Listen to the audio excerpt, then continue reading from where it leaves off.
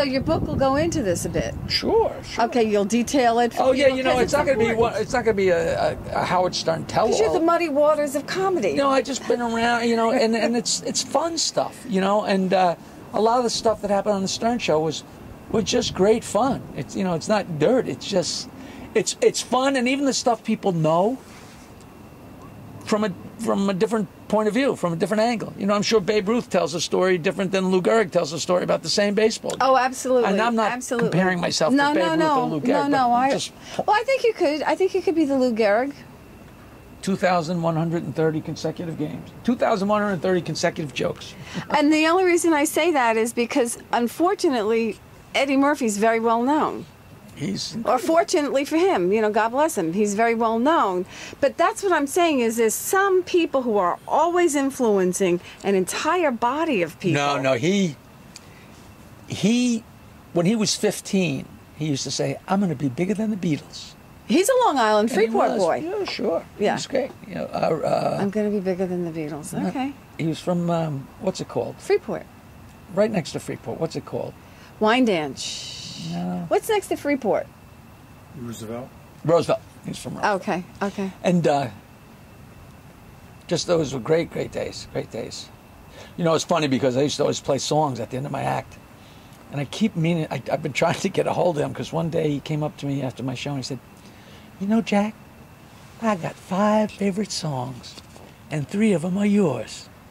Oh! And he actually said that. And I said, Eddie, you got $7,000 billion. What do you say? Why don't you produce a record of mine? And it's probably those songs that were. I have a music CD called Happy Endings that was produced by this guy Frank Vignola, Vignola, the greatest guitar player in the. He's so. You go on the web, you won't believe him. He does the Iridium. He used to. Now he's all over the world now, and he's a very close friend, and. We did, I circled back 30 years later and put my songs on a CD, and it's fun. Yeah. Okay. I have a great song about Long Island, about the Long Island Railroad, and you have that CD. I remember that song. Maybe you could have that, put a little bit, or maybe go out of this interview or come into this interview. Because I got Millneck, Locust Valley, Glen Cove, Glen Street, Seacliff, Glen Head, Greenville, Robinson, Albertson, East Wilson, and Mineola, Change at Jamaica. I remember those days. I remember that. And it's recorded so well. It's so fun. You'll love it. You'll love it. Who else came off of Long Island that we know? Because Long Island is a rich bed of people and talent. So many. Billy Crystal, Jerry Seinfeld, Robert Klein. Everybody came from Long Island. Robert Klein, I thought was the Bronx. No? I thought he went maybe to Queens. DeWitt Clinton. Oh, maybe I'm wrong. No. I know he's a child of the 50s. All the Baldwins. Yes. My manager, John Starbuck, he runs Carol M. Baldwin's Cancer Research Fund. Oh, that's a very big deal. That's very gracious the way she does that. She's so great, and I've been. That's where I met my manager at the outing. Oh, and Alec and Billy, they always come to, and they've become friends, and they're really very nice, really great guys. So many great people. Yeah, Long Island. I mean, it's the salt water, the salt air, the craziness makes us funny and horny and fun. Right? Yeah. She was in my niece Jessica Dunn. She was in her class in Syosset High School. Yep. She was a Syosset Speaking girl. of Syosset High School. Syosset High School girl, yep. Speaking of our old stomping grounds. Yep. You were Oyster Bay, I was Syosset. And wow. I guess Billy ran in Hicksville, but everybody kind of ran together. Do you remember that? Well, Billy Joel loved Oyster Bay, so he spent a lot of time in Oyster Bay. He had an apartment here.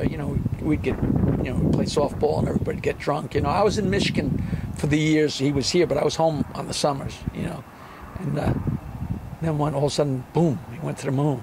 I was driving back to Michigan State University, and I think I was going across Ohio, and I heard Piano Man on the radio. I said, well, that's that. Well, that was Elizabeth. Elizabeth was my art buddy in sculpture. You had to have a sync mate. So nobody wanted Elizabeth, who was fascinatingly interesting, but used to go far afield from the truth on some of her stories. And the reality is, in later date, you really realize she lived half in the future and half where she was, because the stories all made sense later. And then Elizabeth, I ran into Elizabeth, and I said to her, hey, Elizabeth, let's do a magazine. And she said, no. And I was there the night Billy called and asked her to marry him. And I said, and I remember him running around with my girlfriends when I was in high school. I said, what do you want to marry him for? But she made that song happen. She was the A&R person.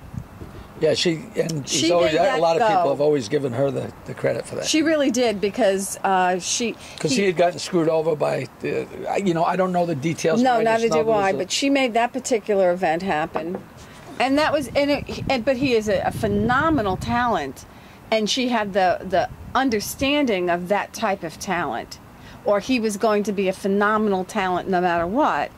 And he was smart enough to pick her for that particular thing. He's great. Yeah, he really is a nice guy. Long Island institution.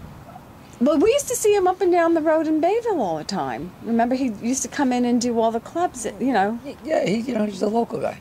He loves it. He's got a motorcycle shop in Oyster Bay, and he hangs. Does he drive? Does he ride his bikes? Well, here and there. Do you ride a bike? No, I never had the nerve to have a motorcycle.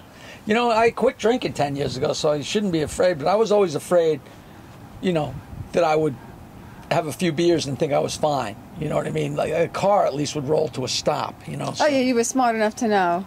To know my own limitations, Maybe I won't get a motorcycle, maybe I won't get a plane, That sounds silly. It's just like getting some sleep. It's like, Jack, how about you don't drink, But I... Oh, Jackie, everybody drank then, though. Yeah, everybody drank a lot. Of course. And, I was smart enough to... And living at night in bars, there was no... I don't know how people would have sidestepped that one. I remember that era. I was friends with Epi. Do you remember my father's I see him all the time. I saw him a couple of months. They just honored him. There was a Long Island Rock and Roll Hall of Fame, and I guess they put Epi in there. He looks the same. I just saw him at the Oyster Fest. Oh, that's interesting. Somebody said come interview Epi, because I actually liked Epi as a person. I will put you in contact with him if you're not in contact with him. Yeah, I would love to, because the guy, he didn't put me in direct contact with him, and I used to run into him on the street in Manhattan all the time. And then I ran out of touch with him, about 10 years ago, maybe 15. He's everywhere. He's everywhere. I'll put you in contact. He's still the same, though, right, Jackie? He's great. He was a one-of-a-kind and an innovator. He had everybody at his club. His club... Did you ever play? He didn't screw me over, but he kind of pulled a fast one, and that's how I wound up in comedy. Oh, that's interesting. My band, the Off-Hour Rockers, was playing at my father's place. Anybody that doesn't know back then, because very often you say my father's place, say, oh, your father had a bar. The name of the club was My Father's Place. Oh, it was famous. Because his father owned a bowling alley, and he made it into a club in Roslyn, right under the train tracks. Is that how that happened? Yeah. And me and Bates had a gig, and it was a big thing to play my father's place. I mean, Springsteen and the Stones, they all were there in Chicago. Yeah. For whatever reason, that people just passed through, or showed up in the audience. You never knew. Epi used to let me come in I was like a little sister, because he's a little older than I am. He used to let me come in. He'd say, don't drink anything, and don't take a drink from somebody you don't know, unless you watch them make it. Okay?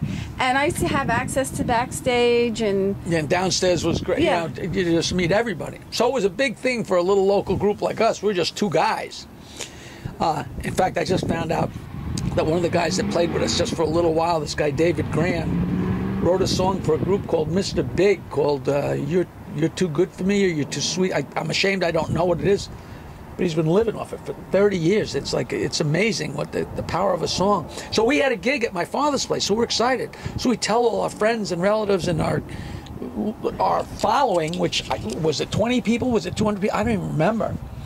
And we were supposed to play at 9 o'clock at my father's place. So we showed up to set up, and Epi had sandwiched in at 7 o'clock. He had rented it out to ABC for Gong Show auditions. Oh, how interesting. So I show up there to set up, yeah. And I see Richie Minervini that wound up, he's still one of my best friends in the world. Oh, that's interesting. We wound up doing a show together, and he wound up starting the East Side Comedy Club with his brother. I saw him, and then I saw Jim Myers. And they were auditioning as comedians. And I said to myself, I'm as funny as these guys. And I went up to Richie. This is a true story. I said, how'd you get to be a comedian? And he said, easy. I had cards made up. And he handed me a card, and it said Betty Boop Productions. Uh-huh.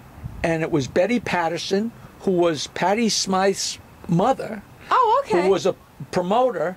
And I still have the card. Oh, I'll email it to you. You can put it on the screen. It's so funny. I would love to, yeah. It's a little picture of Betty Boop, and it said, you know, Richie Minervini, comedian. He said, you should come over to Richard M. Dixon's White House Inn. And I said, what the hell? And then they stayed and they watched my band, and they loved us because we told jokes and we're crazy, and he thought I was crazy. At the time, I had a big black eye. Somebody at Cagney's had cold cocked me. Oh, how funny. So I had a black eye and a long ponytail. Yeah, yeah. And he said, who's this guy? He said he saw me from the back. He said, hey, that's a nice looking chick. And then I was like, turn around. Oh, that's too Not only was funny. I a guy, but I had a ponytail. Oh, that's too funny. And true story. And so I went to Dixon's, and me and Richie had a great time. And Dixon wouldn't pay us. We said, listen, you got an amplifier and a guitar and a microphone, you know, and I'll host and you play your guitar and tell jokes, and we'll get some other comedians. And we tried it out at Cinnamon, and it went for 15 years. It's Fast Eddie's now. Chesterfield's, you know, upstairs at 110 and Main Street. Oh, that's interesting. And my first album was live at Cinnamon. Oh, I remember that. And we came to see you. It was. Yeah, we came to see you. It was a big deal. That's when I started 516-922-WINE, because we had the show at Cinnamon. How are we going to get the word out? So I got a phone number, 516-922-9463, that if you dial it right now, you get jokes. Oh, that's very funny. And I told jokes and then said, we're going to be at Cinnamon tonight. It's a great show. And then some more jokes. And people called and wound up being 10 lines in my mother's attic.